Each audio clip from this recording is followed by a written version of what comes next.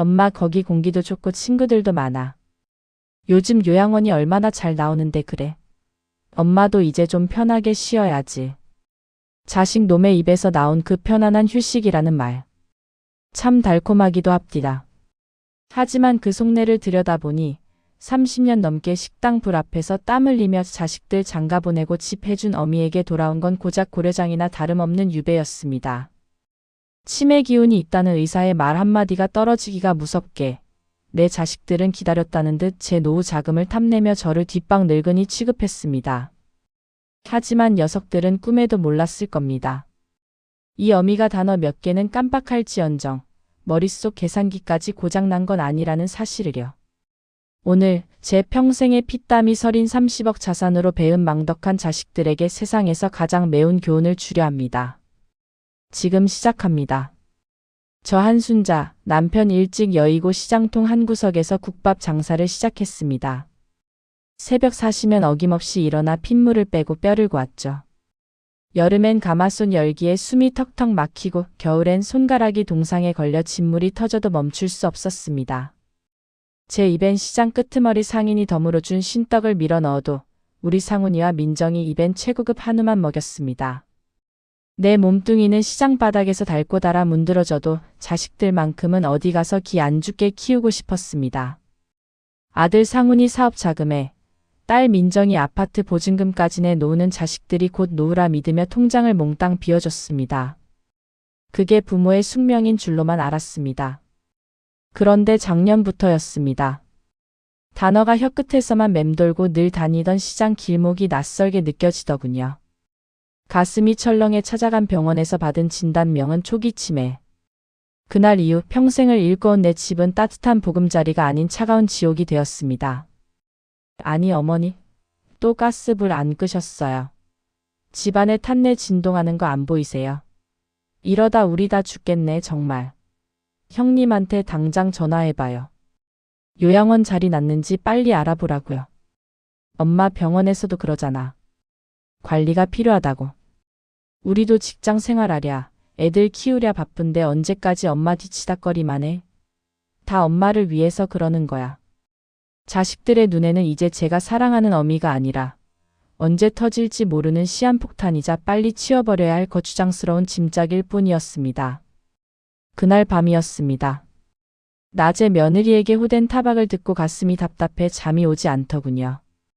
물이라도 한 잔 마실까 싶어 거실로 나가려는데 주방 쪽에서 나직하게 속닥거리는 목소리들이 들려왔습니다. 평소엔 써먹하던 남매가 웬일로 머리를 맞대고 있나 싶어 발소리를 죽이고 다가갔죠. 하지만 그 입에서 나온 말들은 제 심장에 빗수를 꽂는 것보다 더 잔인했습니다. 오빠 내가 알아봤는데 치매 확진받고 요양원 들어가면 그때부턴 엄마 인감이며 통장 관리하기가 하늘의 별 따기야. 정신 더 혼미해지기 전에 이번 주 안으로 증여 서류 다 만들어야 해. 그래야 세금도 덜 내고 깔끔하다고. 나도 알아. 근데 엄마가 그 시장 상가 건물만큼은 절대로 안 내놓으려고 하잖아. 그게 지금 재개발 확정돼서 보상금만 30억이 넘을 텐데 그거 우리 사업 자금으로 돌려야 내 숨통이 트인단 말이야. 여모 아가씨. 서류는 제가 준비해 둘 테니까 아가씨는 어머니 옆에서 비자금 통장 어디 숨겼는지나 좀 알아내 보세요. 어머니 그 옛날식 금고에 분명히 금덩어리랑 현금 더 있을걸요? 그게 나와야 우리 애들 유학 자금도 해결되죠. 걱정 마 언니. 내일 내가 엄마 기분 맞춰주는 척하면서 싹 다 풀어볼게. 요양원도 내가 이미 알아봐 놨어. 경기도 외곽에 새로 생긴 데인데 면회도 까다롭고 값도 싸서 딱이야. 어차피 치매 걸리면 좋은 데 가나 싼 데 가나 자식 얼굴도 못 알아볼 텐데 돈 낭비할 필요 없지 뭐. 어둠 속에서 그 소리를 듣는데 온몸에 피가 거꾸로 솟는 것 같았습니다. 내 배 아파 낳은 자식들이, 내 젖을 먹고 자란 짐승들이 어미를 산 채로 구덩이에 쳐넣을 궁리를 하고 있더군요. 30억. 그 돈이 뭐라고. 30년 넘게 자식들 입에 들어가는 것만 봐도 배가 불렀던 이 어미를 녀석들은 이미 죽은 목숨 취급하고 있었습니다. 다음 날 아침 거울 속에 비친 제 얼굴을 보니 평생의 회한이 서려 있더군요. 하지만 여기서 무너질 수는 없었습니다. 녀석들이 원하는 게 내 재산이라면 그 재산이 녀석들을 파멸시키는 독약이 되게 해주리라 결심했습니다. 저는 일부러 평소보다 더 멍청한 표정을 지으며 거실로 나갔습니다. 상훈아, 민정아, 내가 오늘 아침을 먹었나? 아이고 자꾸 깜빡하네. 근데 내 금반지는 어디 갔지? 시장에 있는 그 낡은 건물 서류 봉투에 같이 넣어둔 것 같은데. 그 말이 떨어지기가 무섭게 자식들의 눈이 굶주린 늑대처럼 번뜩였습니다. 녀석들은 서로 눈짓을 주고받으며 제 곁으로 달려와 손을 잡더군요. 엄마, 그 서류 봉투? 그거 어디다 뒀는데? 내가 찾아줄게. 엄마 힘드니까 내가 대신 보관해 줄까? 그래 엄마. 이제 그런 귀찮은 서류는 이 아들이 관리할게. 엄마는 이제 편하게 쉴 생각만 해. 응? 가증스러운 것들. 저는 속으로 피눈물을 삼키며 녀석들이 원하는 대답을 흘려주었습니다.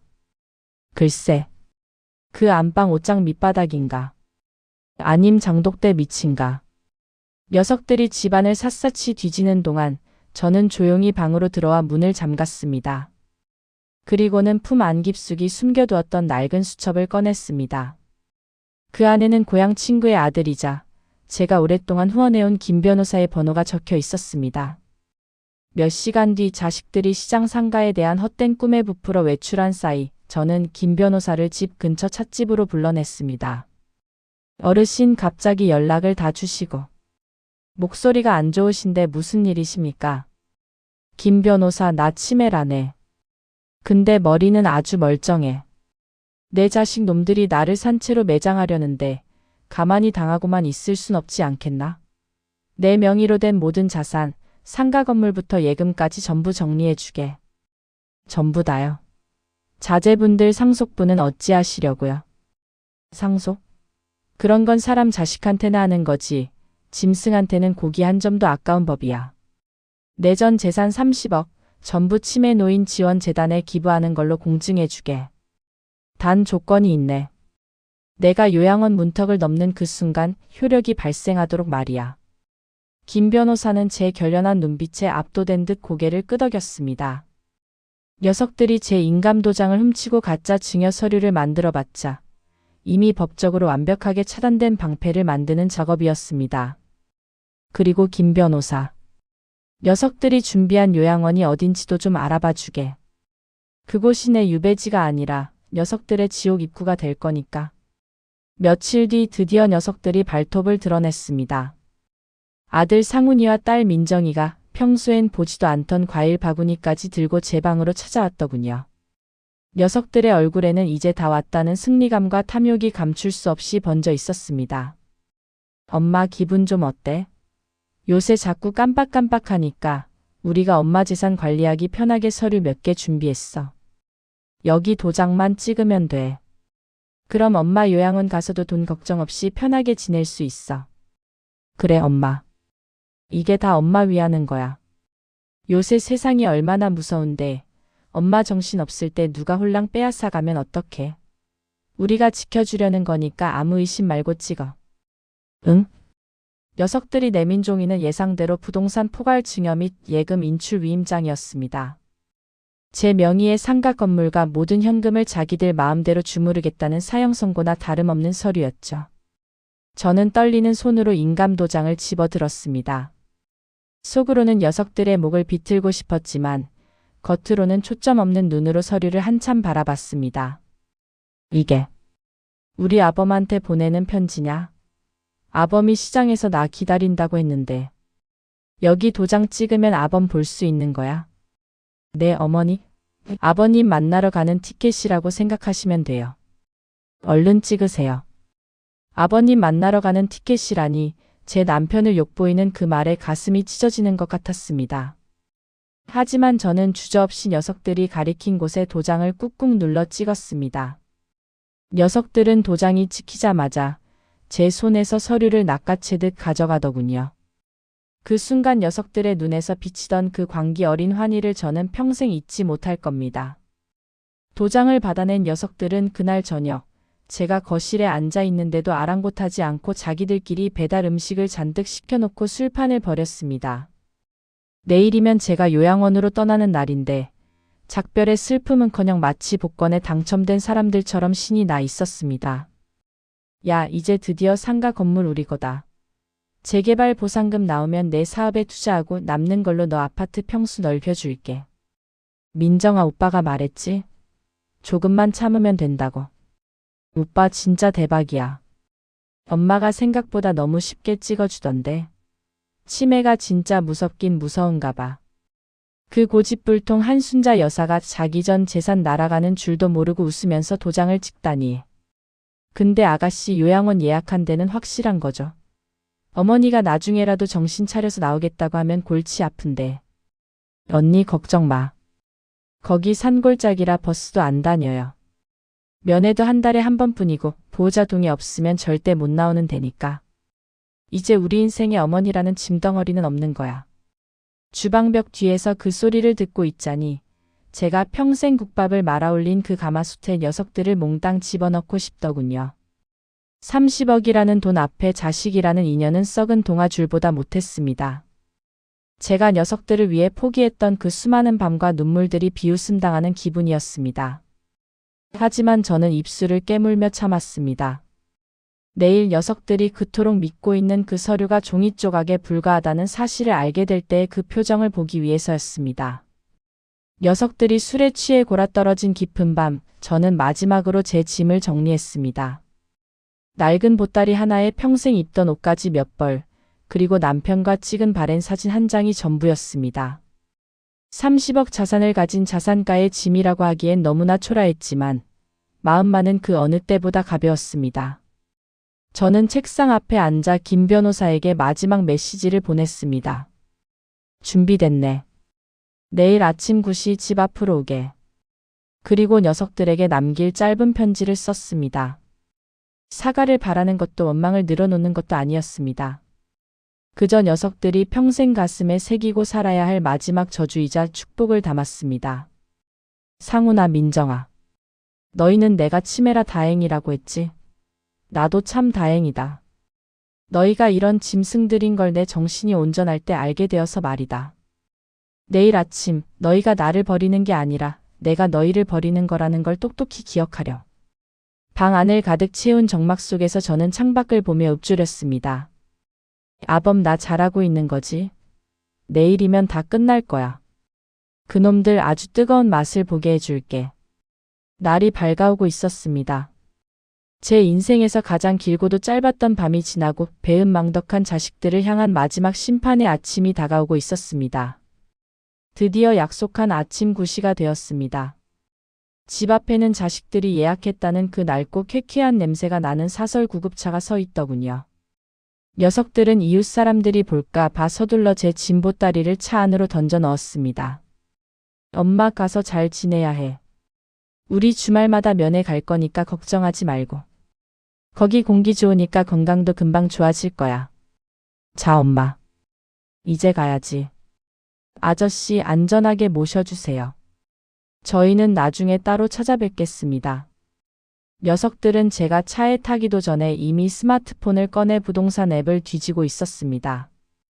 보상금이 나오면 당장 어느 아파트를 살지, 어떤 차로 바꿀지 계산하느라 바빴던 거죠.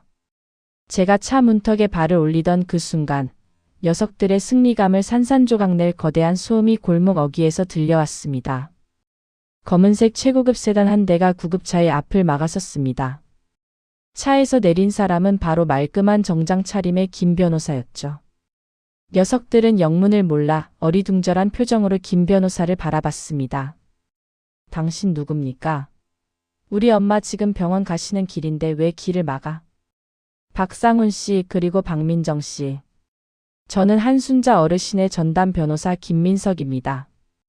어르신은 오늘 그 구급차를 타실 이유가 전혀 없습니다. 변호사? 엄마가 변호사가 어디 있어?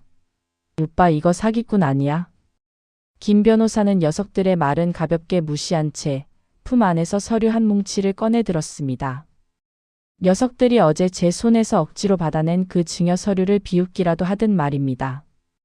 여러분께서 어제 어르신의 인감을 찍어 가져가신 부동산 증여 위임자. 안타깝지만 아무런 효력이 없습니다. 한순자 어르신은 이미 3일 전 본인 명의의 상가 건물과 모든 예금을 치매노인복지재단에 기부하겠다는 공증 절차를 완료하셨습니다. 여러분이 가진 건 그냥 낙서가 된 종이 조각일 뿐입니다. 순간 정막이 흘렀습니다. 상훈이와 민정이의 안색이 흑빛으로 변하더니 이내 녀석들의 입에서 짐승 같은 비명이 터져 나왔습니다. 뭐? 기부? 30억을 기부했다고? 야, 이 사기꾼 새끼야. 우리 엄마 치매야. 정신이 없는 노인네 꼬셔서 재산 가로챈 거 아니야? 엄마 정신 좀 차려봐. 이게 무슨 소리야? 우리 돈 다 어떻게 된 거야? 녀석들이 제 팔을 붙잡고 흔들려던 그때 저는 녀석들의 손을 거칠게 뿌리쳤습니다. 그리고 지금껏 연기해온 초점 없는 눈빛을 거두고 서슬퍼런 기운으로 녀석들을 쏘아봤습니다. 노망난 건 내가 아니라 바로 너희다. 이 짐승만도 못한 놈들아.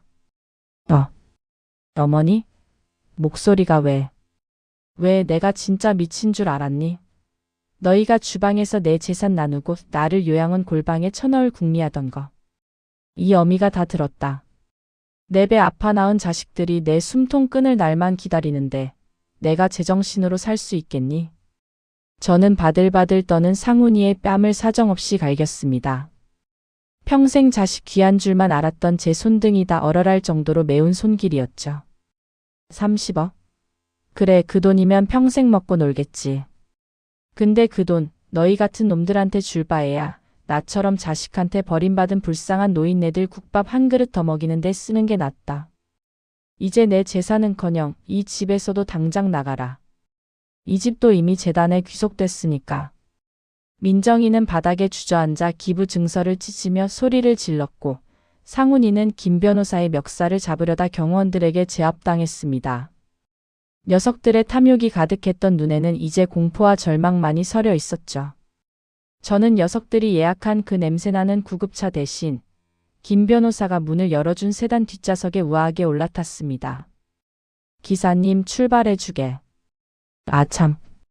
김 변호사. 저 녀석들 지금까지 내가 준 아파트랑 사업 자금도 증여 무효 소송 준비해주게. 배은망덕한 놈들에게는 부양 의무 위반으로 다 돌려받아야지. 네, 어르신. 이미 자료 수집 끝냈습니다. 차창 밖으로 넋이 나간 채 멀어지는 자식들의 모습을 보며 저는 30년 동안 가슴에 얹혀있던 체증이 쑥 내려가는 것을 느꼈습니다. 상훈아, 민정아. 너희가 말한 공기 좋고 친구 많은 곳. 거긴 내가 갈게. 너희는 이제부터 차가운 세상 바닥에서 니들끼리 뜯어먹고 살려. 차가 멈춘 곳은 녀석들이 말하던 산골짜기 폐가가 아니었습니다. 통유리 너머로 푸른 바다가 보이고 정원에는 잘 가꿔진 꽃들이 만발한 최고급 실버타운이었죠. 차에서 내리자 깔끔한 제복을 입은 직원들이 저를 정중히 맞이했습니다. 한순자 어르신 오시느라 고생 많으셨습니다. 오늘부터 여기가 어르신의 새로운 보금자리입니다. 그 소리를 듣는데 나도 모르게 눈물이 핑 돌더군요. 평생 남의 입에 들어갈 국밥만 말았지 정작 나 자신을 위해 이런 호사를 누려본 적이 없었습니다. 이곳은 24시간 의료진이 대기하고 식사마다 영양사가 챙겨주는 균형 잡힌 식단이 나옵니다. 무엇보다 나를 짐작 취급하는 자식들의 눈치를 볼 필요가 없다는 사실이 저를 가장 숨쉬게 했습니다. 한 달 뒤 김 변호사에게서 연락이 왔습니다. 녀석들의 근황은 예상보다 훨씬 더 처참했습니다. 어르신 박상훈 씨는 하던 사업이 완전히 부도났습니다. 어르신 건물을 담보로 사채까지 끌어다 썼더군요. 집에서도 쫓겨나 지금은 여간방을 전전하고 있습니다. 딸 민정 씨도 남편과 이혼 소송 중입니다. 아파트 보증금 반환 소송 때문에 매일같이 오빠인 상훈 씨와 머리채를 잡고 싸운다네요. 그 소식을 듣고도 제 마음은 무덤덤했습니다. 아니, 오히려 안타까움보다는 인과응보라는 말이 머릿속을 스쳐 지나갔습니다. 어미를 버리고 얻으려 했던 그 30억 상가 건물은 이제 재단의 소유가 되어 저처럼 갈 곳 없는 노인들의 따뜻한 안식처가 되고 있습니다. 녀석들은 평생 서로를 탓하고 원망하며 자신들이 버린 어미의 빈자리가 얼마나 컸는지 뼈저리게 느끼며 살아가겠죠. 부모의 사랑은 바다와 같아서 끝이 없다고들 합니다.